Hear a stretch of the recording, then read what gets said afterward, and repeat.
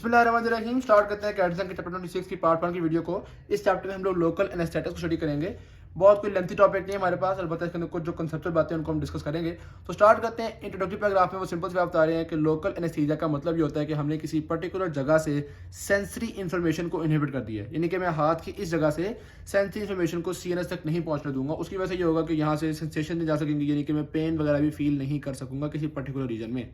ये अलग बात है कि जब हम लोकल एनेस्थेटिक्स को देते हैं तो जाहिर बात है चूंकि वहाँ की नर्व्स को इनहिबिट किया जा रहा है, तो ना सिर्फ वहाँ की सेंसरी इन्फॉर्मेशन इनहिबिट होती है, बाज़ औक़ात ये भी होता है कि थोड़ा बहुत मसल पैरालिसिस, कुछ मोटर एक्टिविटी भी इनहिबिट हो जाती है, ऑटोनॉमिक इफेक्ट्स भी आ सकते हैं, लेकिन बहरहाल वो इंशाल्लाह पार्ट 2 की वीडियो में डिस्कस करेंगे। अभी फिलहाल लोकल एनेस्थीसिया का मतलब ये होता है कि हमने किसी एक पर्टिकुलर जगह से सेंसरी इन्फॉर्मेशन को इनहिबिट कर दिया। ठीक है, के बाद लोकल एनेस्थेटिक्स के अंदर हमारे पास दो सिमिलर तरह के ग्रुप्स आ रहे होते हैं, एक एस्टर्स और एक अमाइड्स आ रहे होते हैं। अब इसके लोकल इफेक्ट्स हम कैसे ले सकते हैं, वो कह रहे हैं कि चूंकि इन ड्रग्स को हम इंजेक्शन के थ्रू दे सकते हैं। अब यहाँ पे इंट्रामस्कुलर इंजेक्शन लगा दिया तो जारी बात है इधर लोकल इफेक्ट हम हासिल कर सकेंगे। इसी तरह अगर टॉपिकल एप्लीकेशंस को हम यूज़ करें, यानी कि यहाँ पे कोई क्रीम वगैरह लगा देंगे तो भी हम लोकल इफेक्ट हासिल कर सकेंगे। तो इन तरीकों से हम लोकल इफेक्ट्स भी हासिल कर सकते हैं। और अगर आपने ब्लड में इंजेक्ट कर दिया, इंट्रावेनस इंजेक्शन वगैरह हो गया, तो उसकी वजह से आपके दूसरे ऑर्गन्स पे इफेक्ट होंगे। जैसे मिसाल के तौर पर बाज़ औक़ात हार्ट इफेक्ट हो रहा होता है तो हम उसके कार्डियक इफेक्ट्स को भी यूटिलाइज कर रहे होते हैं, जो कि इंशाल्लाह हम आगे जाकर डिस्कस करेंगे।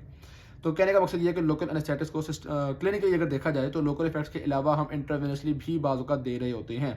ओके बाद अब आते हैं केमिस्ट्री की तरफ। अच्छा, आमतौर पर ड्रग्स की केमिस्ट्री डिस्कस नहीं करते, लेकिन इनकी थोड़ी सी इंपॉर्टेंट है, इन्होंने बात डिस्कस की हुई है। ये एसिड बेस वगैरह हम देखेंगे यहाँ पे। तो पहले जो बात ये हो गई, मैंने आपको जैसे पहले बताया था, ये एस्टर्स होते हैं, ये अमाइड्स होते हैं, जो कि सिंपल बेंजीन डेरिवेटिव्स होते हैं। अच्छा, अब ये स्लाइटली बेसिक होते हैं। Local anaesthetics are slightly basic. अब बेस वो चीज़ होती है जो कि हाइड्रोजन आयन को गेन कर रही होती है। तो हम एक सिंपल सी इक्वेशन शुरू से जो स्टडी करते आ रहे होते हैं, वो होता है आपके पास एक एसिड, मैं एज्यूम कर रहा हूँ कि एक एसिड जिसके पास हाइड्रोजन है, और ये आगे आपके पास बेस। तो ये जब होंगे ना आयोनाइज, अभी आपके पास कौन सी है जी, नॉन आयोनाइज फॉर्म है, ऐसी है ना। अब जब ये आयोनाइज होते हैं तो ये एसिड जो होता है वो हाइड्रोजन को छोड़ देता है, यानी कि प्रोटॉन छोड़ देता है, तो ये रह जाता है बेचारा अकेला एसिड नेगेटिव, और बेस जो होती है वो प्रोटॉन को ले लेती है, तो ये हो जाता है BH पॉजिटिव। सही होगी बात। तो आपने देखा कि बेस जो होती है वो हाइड्रोजन आयन को ले लेती है, और ये होती है उसकी पोलराइज्ड फॉर्म। तो ये है आयोनाइज्ड फॉर्म या पोलराइज्ड फॉर्म, और ये है नॉन आयोनाइज्ड फॉर्म। तो इसी तरह हमारे लोकल एनेस्थेटिक्स भी जो होते हैं वो आयोनाइज्ड फॉर्म में भी पाए जाते हैं और नॉन आयोनाइज्ड फॉर्म में भी पाए जाते हैं, और दोनों का पर्टिकुलर रोल होता है। हम मैकेनिज्म ऑफ एक्शन में देखेंगे कि हमें लोकल एनेस्थेटिक दोनों फॉर्म में चाहिए होते हैं। एक और काबिल गौर बात यह है कि इसको आयोनाइज करने के लिए एसिड की जरूरत पड़ती है। ठीक है, अगर एसिड होगा, कोई हाइड्रोजन देने वाला होगा, तो ही ये बेस आयोनाइज हो पाएगी, वरना बेस आयोनाइज नहीं हो पाती। तो जितना एसिडिक एनवायरनमेंट में हम लोकल एनेस्थेटिक को देंगे, उतने ही ज़्यादा लोकल एनेस्थेटिक आयोनाइज हो जाएंगे। सही बात। अच्छा, अब ये इन्होंने यहाँ पे बताया हुआ है कि चूंकि इनके पास एक आयोनाइजेबल अमाइन ग्रुप होता है, तो अमाइन ग्रुप की वजह से आमतौर पर लोकल एनेस्थेटिक्स हाइड्रोजन गेन करके आयोनाइज हो पाते हैं। यानी कि बताया हुआ बेसिकली ये बताया कि वो बेसिक क्यों है। सिंपल सी बात है, कोई इसमें ऐसी मुश्किल बात नहीं है। आमतौर पर इनकी पीके वैल्यू जो होती है वो 8 से 9 के करीब होती है, जिसमें बेंजोकेन एक्सेप्शन है। बेंजोकेन की आपके पास नहीं इतनी एल्कलाइन होती, लेकिन बाकी आमतौर पर लोकल एनेस्थेटिक्स की इतनी ही पीके वैल्यू होती है। अब जिस टिश्यू में हम इंजेक्ट कर रहे हैं, आमतौर पर वो जो टिश्यू है उसकी पीएच जाहिर बात है इतनी तो नहीं होगी, इससे कम होगी, इसके मुकाबले में एसिडिक होगी। तो जब ये बेस एक एसिडिक पीएच पर जाएगी तो ये आयोनाइज होगी। ठीक है, वैसे तो केमिस्ट्री की बातें हैं, लेकिन चूंकि एक्सरसाइज के अंदर एक एमसीक्यू उन्होंने दिया है, तो इसलिए मैं थोड़ा सा इस बातों को एक्सप्लेन करने लगा हूँ। आपको पता है वो हेंडरसन हेजलबैच इक्वेशन वगैरह हम पढ़ा करते थे, जिसमें आप कहते हो कि जी जो पीएच होती है वो होती है pKa प्लस लॉग, फिर आपके पास बेस ओवर BH चीज़ें होती है। ठीक है, अब ये इक्वेशन वगैरह याद करना आपको इतना इंपॉर्टेंट नहीं है। समझना आपने यूँ है कि जी ये बात आपको ज़हन में होनी चाहिए कि ये सारा कुछ चल रहा होता है ना, ये लॉग की वैल्यूज होती हैं। तो लॉग की वैल्यूज़ में, यानी कि पीएच जो होती है वो लॉग की वैल्यू है ना, पी बेसिकली आपको पता है नेगेटिव लॉगरिथम ही होता है। तो pKa और पीएच पे कितना डिफरेंस आ रहा है, इससे हमें पता चलेगा कि कोई लोकल एनेस्थेटिक कितना आयोनाइज हो रहा है। अब उन्होंने कहा जी कि हमने एक लोकल एनेस्थेटिक इंजेक्ट किया है, जिसकी मिसाल के तौर पर pKa वैल्यू थी 7.7। ठीक है, अब जिस मीडियम में इंजेक्ट किया है, अगर तो वो मीडियम एसिडिक होगा तो लोकल एनेस्थेटिक आयोनाइज होगा। जितना ज़्यादा एसिडिक मीडियम होगा उतना ज़्यादा लोकल एनेस्थेटिक आयोनाइज होगा। नेचुरल सी बात है। अब जिस मीडियम में या जिस टिश्यू में हमने उसको इंजेक्ट किया है, उस टिश्यू की वो कहते हैं मिसाल के तौर पर pH है 6.7। ओके बात। अब समझने की बात यह है कि इनकी लॉग pH भी और pKa भी दोनों होती तो लॉग वैल्यूज है ना, लॉग वैल्यूज़ में 1 का डिफरेंस आ रहा है। अगर लॉग वैल्यूज में 1 का डिफरेंस आ रहा हो तो वो आपको पता है ओवरऑल 10 टाइम्स का डिफरेंस होता है। अगर लॉग वैल्यूज में 2 का डिफरेंस आ रहा हो तो वो 100 टाइम्स का डिफरेंस होता है। लॉग वैल्यूज में 3 का डिफरेंस आ रहा हो तो वो 1000, यानी कि 0 को हम ऐड करते रहते हैं। ठीक है, तो ये तो बात आपको आइडिया होगा पहले से। नहीं भी होगा तो मैंने रिवाइज करवा दिया। अब हमने इसका जो डिफरेंस है ना उसको हमने कंपेयर करना है basically ionise to non ionise ratio होती है, ठीक है। ये हम काम कर रहे हैं रटे वाला, पूरी डेरिवेशन की तरफ हम जाएंगे नहीं क्योंकि इतना हमारे लिए इंपॉर्टेंट है नहीं। Ionise to non ionised ions की रेशो होती है, ओके हो गया। अब ये रेशो कितनी ज़्यादा होगी जितना इनका फ़र्क होगा। हमने एक ऐसे मीडियम में दिया जिसकी जो पीएच थी वो 1 कम थी, तो यहाँ पे ionise to non ionise ratio तकरीबन 10 का टाइम का फ़र्क होगा, तो ये हो जाएगी 90:10। अच्छा, अगर हम एक ऐसे टिशू में इसको इंजेक्ट करते हैं जिस टिशू की पीएच होती 5.7, यानी कि पीएच में 2 का फ़र्क आ रहा होता, तो फिर हम कहते हैं कि भाई ionise to non ionised ions की रेशो होती 99:1। सही होगी बात। और सो ऑन, आप इसको मज़ीद बढ़ा के 99.9:0.1 कर सकते हो। खैर, एक्सरसाइज जो एमसीक्यू उसमें ये वाली वैल्यू आ रही है, ठीक। और वो कहते हैं अगर वो आपसे पूछने कि अच्छा इस बंदे के अंदर अब आयोनाइज्ड आयन कितने होंगे, तो आप कहोगे 90% आयोनाइज्ड आयन होंगे। अगर आपसे पूछते हैं नॉन आयोनाइज्ड कितने कितने होंगे, तो आप कहोगे भाई 10% जो है वो नॉन आयोनाइज्ड आयन होंगे। बहरहाल इसके बहुत ज़्यादा क्वेश्चंस नहीं आते, लेकिन चूंकि एक्सरसाइज में है तो मैंने ये बात आपको एक्सप्लेन कर दी। ये होगी हमारे पास केमिस्ट्री। अब आते हैं फार्माकोकाइनेटिक्स की तरफ। फार्माकोकाइनेटिक्स मैंने आपको हमेशा बताया, आपने आदमी याद रखना होता है, एब्जॉर्प्शन, डिस्ट्रीब्यूशन, मेटाबॉलिज्म और एलिमिनेशन। सबसे पहले देखते हैं एब्जॉर्प्शन को। एक तो बात ये कि जो अक्सर शॉर्ट एक्टिंग लोकल एनेस्थेटिक्स होते हैं, तो वो शॉर्ट एक्टिंग इसलिए होते हैं कि हम उनको इंजेक्ट करते हैं और वो जल्दी से ब्लड के अंदर एब्जॉर्ब हो जाते हैं और जनाब इधर उधर बिखर जाते हैं। तो हम ये चाहते हैं कि चूंकि हम लोकल इफेक्ट चाह रहे हैं, तो हम ये चाह रहे हैं कि लोकल एनेस्थेटिक ब्लड के अंदर ज़्यादा एब्जॉर्ब ना हो। तो आमतौर पर हम लोकल एनेस्थेटिक्स के साथ कोई वेजो कंस्ट्रिक्टर दे देते हैं। जब जारी बात है यहाँ की ब्लड वेसल्स कंस्ट्रिक्ट हो जाएंगी तो ज़्यादा लोकल एनेस्थेटिक ब्लड के अंदर नहीं जा पाएगा, ठीक है। तो वो कह रहे हैं कि हम इसके ड्यूरेशन को इंक्रीज़ करने के लिए एक वेजो कंस्ट्रिक्टर को साथ इंजेक्ट कर देते हैं। अलबत्ता कुछ लोकल एनेस्थेटिक्स जैसे मिसाल के तौर पे कोकेन ऐसे होते हैं जिनके अंदर इंट्रिंसिकली वेजो कंस्ट्रिक्शन की एबिलिटी होती है। सिंस कोकेन आपके पास सिंपैथेटोमिमेटिक एक्शन खुद से रखता है, तो कोकेन के साथ आपको इंजेक्ट करने की ज़रूरत नहीं है। इसी तरह कुछ वैसी बहुत लॉन्ग एक्टिंग होते हैं जैसे बुपिवकेन, रोपिवकेन, टेट्राकेन, तो जो लॉन्ग एक्टिंग एजेंट्स हैं उनके साथ भी ऐसा हमें इंजेक्ट करने की जरूरत नहीं होती, लेकिन वैसे हम आमतौर पे इंजेक्ट करते हैं। अच्छा, अब ये क्वेश्चन आ जाता है आपके पास कि व्हाई डू वी इंजेक्ट, या what is the rationale for injecting a वेजोकंस्ट्रिक्टर।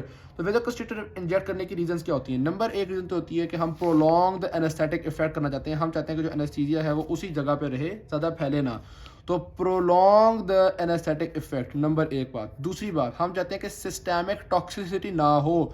इसका क्या मतलब होता है भाई, सीधी सी बात है कि अगर ब्लड के अंदर लोकल एनेस्थेटिक जाएगा तो हमने तो इस जगह पे पेन को इनहिबिट करना था, अब ब्लड में चला गया वो जो दूसरी जगह पे जाएगा, हार्ट पे भी अपने इफेक्ट रखेगा, ब्रेन में भी अपने इफेक्ट रखेगा, तो उसकी कोई ना कोई टॉक्सिटी होगी, सिस्टेमिक टॉक्सिटी होगी। तो हम वेजो कंस्ट्रिक्टर देते हैं, उससे दो फायदे होते हैं। नंबर एक, ड्रग बहुत ज़्यादा फैल के टॉक्सिटी नहीं फैला पाता, और नंबर दो, ड्रग उसी जगह पर ज़्यादा देर काम करता है, जिसकी वजह से हम कहते हैं कि उसका इफेक्ट जो है वो बेहतर हो गया, प्रोलॉन्ग हो गया। और बाज़ औक़ात उसकी जो अल्फा सिम्पैथेटोमिमेटिक एक्टिविटीज़ होती हैं वो भी हमें हेल्प कर रही होती हैं। ये बेक एडिमल पॉइंट डिस्कस किया हुआ है, तो उसके लिए भी हम उनको बाज़ औक़ात दे रहे होते हैं। एनीवेज जी, अच्छा, अब वो एक और बात कर रहे हैं कि कुछ लोकल एनेस्थेटिक्स की हमारे पास सरफेस एक्टिविटी भी होती है। सरफेस एक्टिविटी का मतलब ये होता है कि अगर आपने उनको यहाँ पे सरफेस पे लगा दिया तो वो इतने एब्जॉर्ब हो जाएंगे कि आपकी इधर की जो नर्व्स वगैरह होंगी उनको इनहिबिट कर देंगे, यानी सुपरफिशियल नर्व्स को कम अज़ कम इनहिबिट कर देते हैं, ठीक है। तो इतने एब्जॉर्ब हो जाते हैं, उनको हम कहते हैं सरफेस एक्टिविटी। जिस तरह मिसाल के तौर पर मुँह में दाने बनने पर आपने वो एक होती है सोमोजेल, वो अगर आपने कभी इस्तेमाल की हो तो मैं आपको दिखा देता हूँ। ये देखें, ये होती है सोमोजेल, ठीक है। अब ये सोमोजेल अगर आपने कभी इस्तेमाल की हो, इसके अंदर लाइडोकेन होती है, अभी हम स्टडी भी करेंगे, तो इसकी भी सरफेस एक्टिविटी होती है, क्योंकि हम ये सिर्फ मुंह के वो ऐसे सरफेस के ऊपर लगाते हैं और थोड़ी देर पर वो जगह सोन हो जाती है, ठीक है। सरफेस एक्टिविटी किन की अच्छी होती है, यहाँ पे भी लिखा हुआ है लाइडोकेन, तो हमारे पास लाइडोकेन की, टेट्राकेन की, बेंजोकेन की, कोकेन की। खास तौर पर कोकेन और बेंजोकेन तो ऐसे हैं कि ये यूज सिर्फ सरफेस एक्टिविटी में होते हैं ना, दूसरे तो उनके यूजेस हैं ही नहीं। अलबत्ता लाइडोकेन सरफेस एक्टिविटी इस्तेमाल होता है, दूसरी एक्टिविटीज़ में भी इस्तेमाल हो रहा होता है। लाइडोकेन हमारे पास अमाइड है, बाकी यहाँ पे जो नाम लिखे हुए वो सारे एस्टर्स हैं। नाम याद ना होने पैसे में रखना कि जिनके एंड में ये केन वाले होते हैं ना, ये सारे लोकल एनेस्थेटिक्स ही होते हैं। कोकेन, बेंजोकेन, प्रोकेन, टेट्राकेन, तो ये सारे आपके पास एनेस्थेटिक्स होते हैं, लोकल एनेस्थेटिक्स होते हैं। सही होगी बात। तो ओवरऑल मैंने आपको कहा था कि हम लोग आदमी को डिस्कस करते हैं फार्माकोकाइनेटिक्स में। अब एब्जॉर्प्शन तो हमने डिस्कस कर ली है, डिस्ट्रीब्यूशन में हमने काफ़ी हद तक डिस्कस कर ली है। डिस्कस किया ना कि वेजोकंस्ट्रिक्टर दे दो तो नहीं फैलेगा वरना फैल जाएगा, ये सारी डिस्ट्रीब्यूशन वाली बातें हैं। अब देख लो जी मेटाबॉलिज्म को।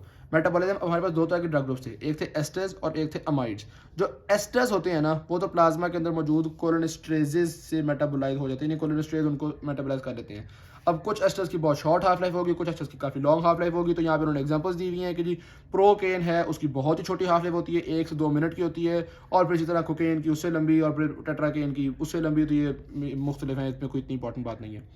दूसरी तरफ जो अमाइड्स हैं, they are metabolised by hepatic enzymes, वो जो आगे होते हैं ना साइटोक्रोम P450 वाले एंजाइम्स जो होते हैं P450, ये उनसे मेटाबोलाइज हो रहे हैं। तो इसकी बात को अपने ध्यान में रखना है, क्योंकि अगर किसी के हेपेटिक एंजाइम्स खराब हुए हैं या लिवर डिसफंक्शन है तो उसके अंदर अमाइड लोकल एनेस्थेटिक्स की डोज को एडजस्ट करना पड़ेगा, क्योंकि amides are metabolised by liver.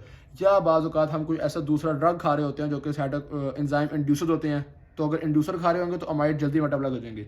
या अगर हम कोई और साइटोक्रोम P450 इनहिबिटर खा रहे होंगे तो अमाइड देर से मेटाबोलाइज होंगे, ज़्यादा देर अपने एक्शन करते रहेंगे। तो ये ज़रा ध्यान में रखने वाली बात है कि लोकल एनेस्थेटिक्स में अगर अमाइड्स दिए हुए हैं तो साथ आपको लिवर फंक्शन को ध्यान में रखना पड़ेगा कि लिवर फंक्शन बनने का कैसा चल रहा है। तो ये आपने बात देख ली मेटाबॉलिज्म के हवाले से। अब देख लो जी एलिमिनेशन के हवाले से।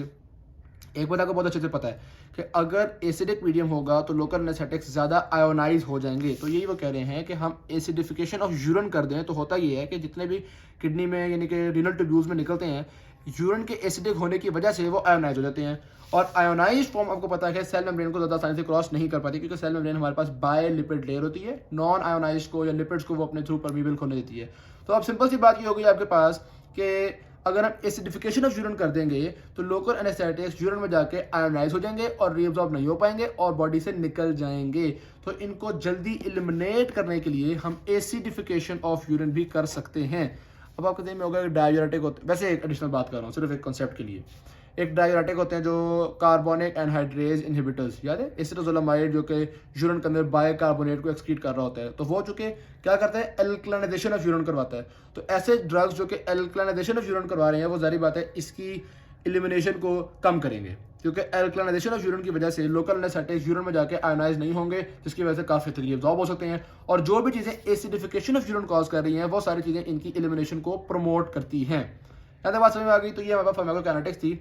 अब आते हैं मैकेनिज्म ऑफ एक्शन की तरफ। सिंपल सी बात है भाई साहब, लोकल एनेस्थेटिक ने सेल के अंदर जाना है, जाके इनहिबिटरी एक्शन करना है। इनहिबिटरी एक्शन क्या करना है, सिंपल सी, अगर आप चाहते हो कि कोई नर्व एक्शन पोटेंशियल ना जनरेट कर सके, तो आपको पता है ना नर्व एक्शन पोटेंशियल को जनरेट करने के लिए इनफ्लक्स ऑफ सोडियम वो होता है, ठीक है। मेन चीज़ चाहिए आपके पास इनफ्लक्स ऑफ सोडियम रही होती है ना, वो basically voltage gated sodium channel होते हैं जो ओपन होते हैं, सोडियम धड़ाधड़ सेल के अंदर आता है, जिसकी वजह से यूं आपका एक्शन पोटेंशियल बनता है। तो ये जो डीपोलराइजेशन चल रही होती है ये सोडियम की एंट्री की वजह से चल रही होती है ना।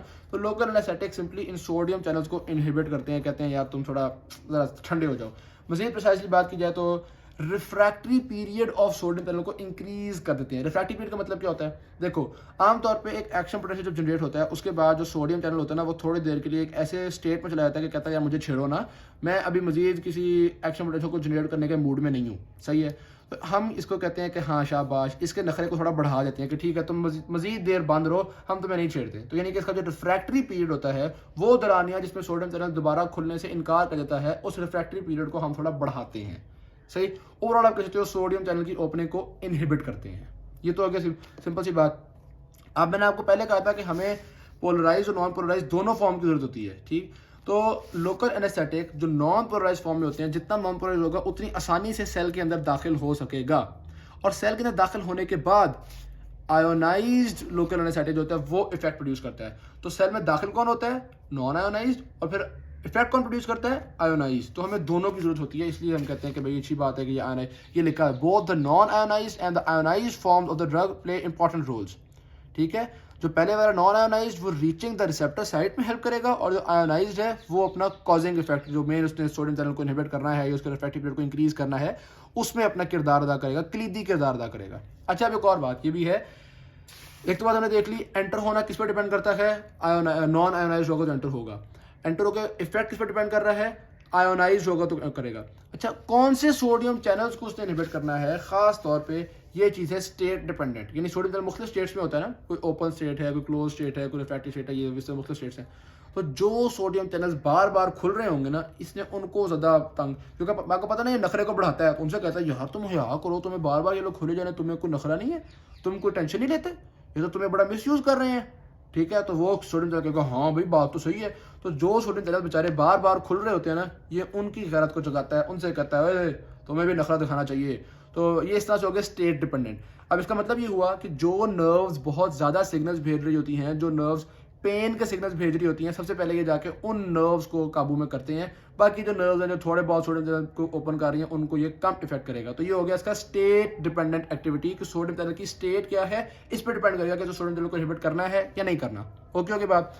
आखिर में बड़ी सिंपल सी बात कर रहे हैं, वो ये है कि अगर एक्स्ट्रा सेलुलर पोटेशियम कंसंट्रेशन ज़्यादा है तो यानी कि बाहर पॉजिटिव आयंस ज़्यादा हुए हैं। अब आपको पता है पोटेशियम जो होता है वो यूजुअली सेल के अंदर ज़्यादा होता है, ठीक है। तो हमने पोटेशियम को बहुत ज़्यादा बाहर निकाला हुआ है, इसका मतलब है सेल को हमने हाइपर पोलराइज किया हुआ है, यानी कि एक्शन पोटेंशियल जनरेट करना मुश्किल है। तो अगर एक्स्ट्रा सेलुलर पोटेशियम ज़्यादा है तो एक्शन पोटेंशियल जनरेट करना मुश्किल है, यानी कि लोकल एनेस्थेटिक का इफेक्ट बड़ा खुश रहेगा। और दूसरी तरफ अगर एक्स्ट्रा सेलुलर कैल्शियम ज़्यादा है तो कैल्शियम बड़ा मतलब क्या मैं आपको बताऊँ, जिस तरह सोडियम एंटर होकर एक्शन पोटेंशियल जनरेट करवाता है ना, उसी तरह कैल्शियम भी एंटर होकर एक्शन पोटेंशियल जनरेट करवाता है। तो इसलिए अगर कैल्शियम एक्स्ट्रा सेलुलर ज़्यादा हुआ है तो वो कोई अच्छी बात नहीं है, क्योंकि वो सेल के अंदर से बाहर नहीं आया होता। पोटेशियम तो है ना वो सेल के अंदर से बाहर आया होता है, सेल को हाइपर पोलराइज किया हुआ होता है और इसका डीपोलराइजेशन में कोई किरदार नहीं है। कैल्शियम का तो डीपोलराइजेशन में किरदार है। तो अगर एक्स्ट्रा सेलुलर कैल्शियम ज़्यादा हुआ है तो वो हो सकता है कि आके एक्शन पोटेंशियल को जनरेट करे, यानी कि लोकल एनेस्थेटिक्स के इफेक्ट को कम करे। तो कैल्शियम अगर इंक्रीज जो एक्स्ट्रा सेलुलर तो वो लोकल एनेस्थेटिक्स के लिए बुरा होता है, लोकल एनेस्थेटिक के इफेक्ट को एंटेगोनाइज करता है।